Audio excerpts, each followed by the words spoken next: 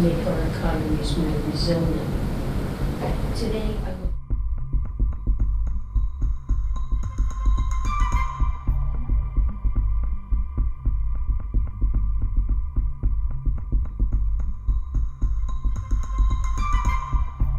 You have a budget coming up in February, and it's going to be an important budget because it's India coming out of the pandemic, as you said, on a glide path in terms of fiscal sustainability, but also thinking about the medium term. Would you care to talk about what priorities you might have in the budget in terms of specific expenditure or revenue measures? Specific may be difficult at this stage because it's a bit too early. But broadly, the growth priorities will be kept absolutely on the top. Even as I speak about the concerns that inflation brings before me. So inflation concerns will have to be addressed, but then how would you manage growth would be the natural question. But that's the point of, being sure how you're going to be able to balance the two and be sure that the momentum that Indian economy has got coming out of the pandemic and the momentum with which it will grow even the next year, even as per the very many multilateral institutions which are observing India, cannot be weakened.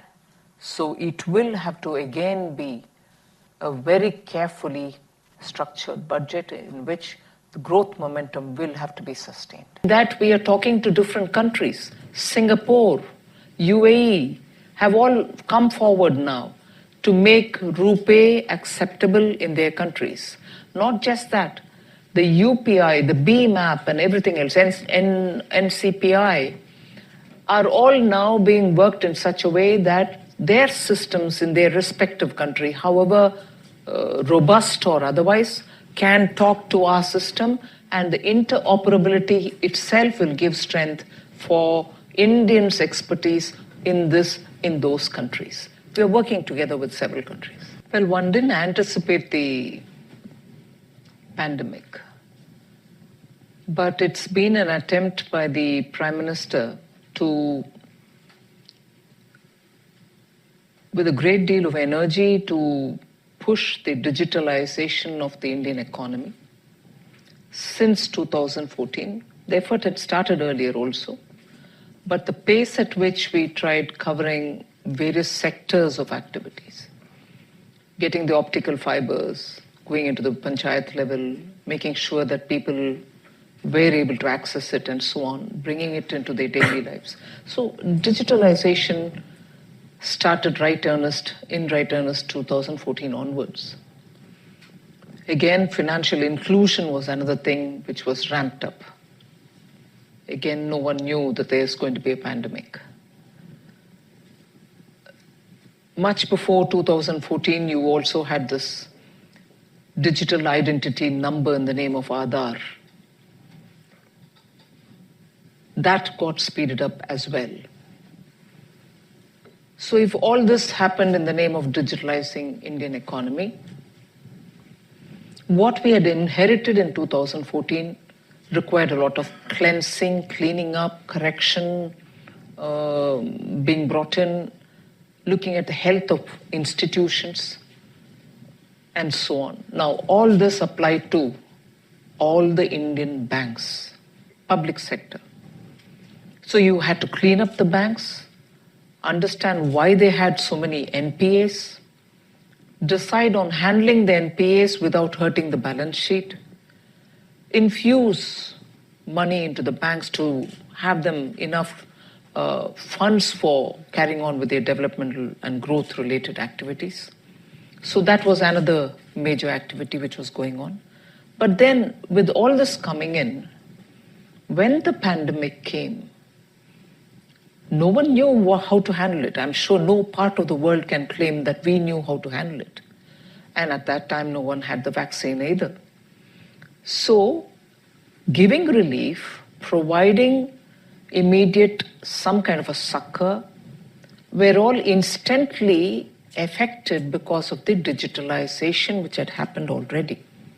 Inclusion, financial inclusion had happened. So it was possible for us to reach out to whoever we had to give some money, reach out to those who required food grains, because it's very important. From then till today, we continue the free food grain program for 80 crore Indian citizens. So these are ways in which I suppose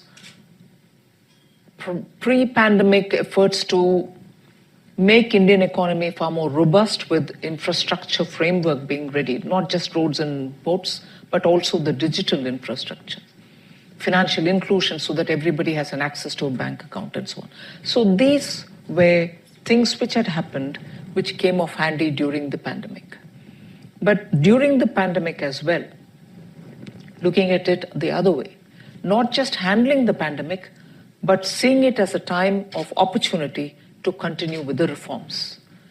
Whether it is looking at, again, amalgamation of banks, making bigger banks of all that we had, so that Indian economy, which requires greater banks to meet with its aspirations, can have banks. And surprisingly, public sector banks did not allow their client functions to be suffering because of the pandemic, but equally made sure that amalgamations happened without any friction points or pain points. So pandemic was an opportunity to continue with reforms with a greater momentum, whether it is making agriculture sustainable, whether it is making sure that we are able to spend a lot more money on infrastructure, whether it is removing a lot of these archaic laws which were becoming a burden of compliance and rent seeking. So all this happened. So one, pre-pandemic, you didn't expect a pandemic, but you kept doing the right things for people to get included in the financial world and also understanding their requirements.